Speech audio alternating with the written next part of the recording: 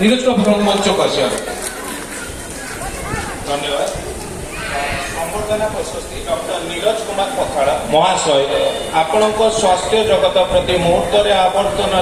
नांदनिक सुषम साधारण आकंठ चित्त पान कराए साधारण मनीष सह आपणकर कथन भंगी रे भाव सहित भावर भाषार सहित भाषार संयोग एक संपर्क सेतु निर्माण करे समाज में सुस्थ वातावरण सृष्टि करने आपण जीवन लक्ष्य केवल समाज सेवा मनोनिवेश करने सहित रक्तदान कर एक महान कार्य निजक नियोजित रखी ए जगतर समृद्ध और मार्जित करने आपण जीवन व्रत स्वास्थ्य धर्म दर्शन कला संस्कृति और परंपरा को जानी जणाइबारे आपण मध्यसिद्धहस्त मनीषर आवेग और आकुलतार केते अनंत ताहाको बुझी बुझेबारे एक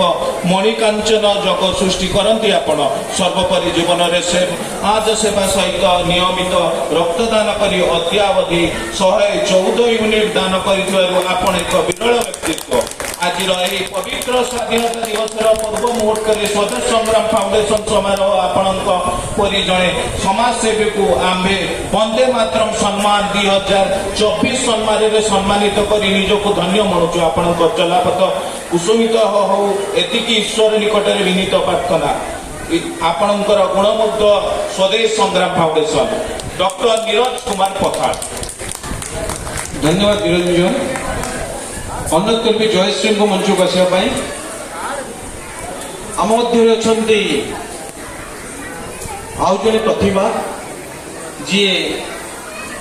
बालेश्वर माटीर गर्व बालेश्वर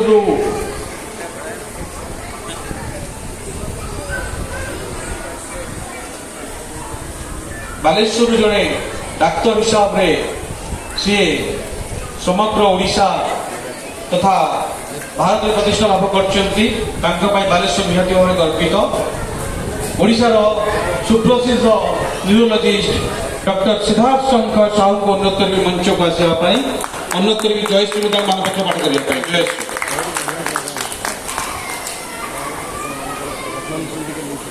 जय जगन्नाथ महाभारतेषु जीवन सूक्ष्मताति सूक्ष्म अनुसरण आपण चेतनार चर्चित चमक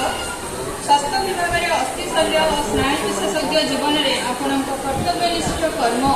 आपण को देछि अनन्य परिचय दरदी